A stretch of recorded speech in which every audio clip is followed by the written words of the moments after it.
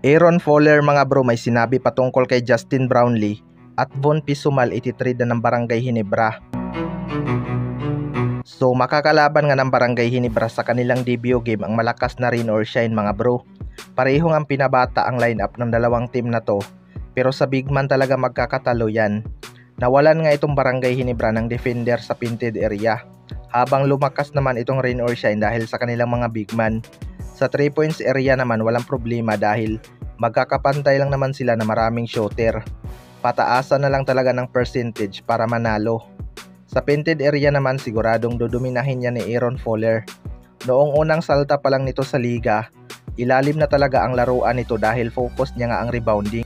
Pero ayon nga daw kay Aaron Fowler mga bro, excited na daw siyang makalaban ulit ang Barangay Ginebra at si Justin Brownlee.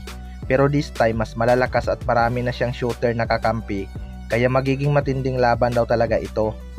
Well, para sa akin mga bro, dito talaga unang masusubukan ang bagong lineup ng Barangay Ginebra dahil hindi rin talaga basta-basta itong rain or shine kahit isa silang independent team. Mayroon nga silang magaling na coach at maayos na sistema, kaya mapapalaban din talaga ang Barangay Ginebra dito mga bro.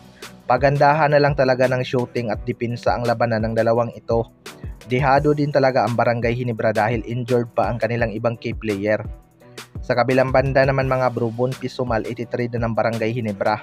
Ito ngang si Von Pisumal ang isa sa mga ini-expect ng mga Ginebra fans na magiging floor spacer ng Barangay Ginebra simula noong makuha nila ito via trade. Ilang conference na rin itong si Von Pisumal sa Barangay Ginebra at ilang beses nang binigyan ng chance ilabas ang kanyang dating laro pero wala.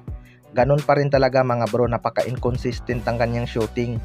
Kahit sa kanilang mga tune-up game ay hindi niya pa rin mailabas ang kanyang dating laro mga bro. Sa depensa wala namang problema dahil nakakabawi naman siya, pero liability talaga siya sa opensa mga bro. Kaya maraming ang fans ang nagre-request na i-trade na itong si Von Pisumal. Well, para sa akin mga bro, hindi rin talaga natin masisisi ang mga fans lalo na at marami pa naman talagang deserving sa kanyang spot. May mga rumors na din na last chance na daw talaga ni Von Pisumal ngayong season mga bro kapag hindi pa ito umimpak sa team. Mas maganda din talaga mapunta itong si Von Pisumal sa mga team na mas kailangan ang kanyang shooting upang doon ito makakuha ng mahabang playing time. Hindi talaga babalik sa Barangay Ginebra ang kanyang dating laro dahil bihira nga lang siya magkaroon ng minuto dito.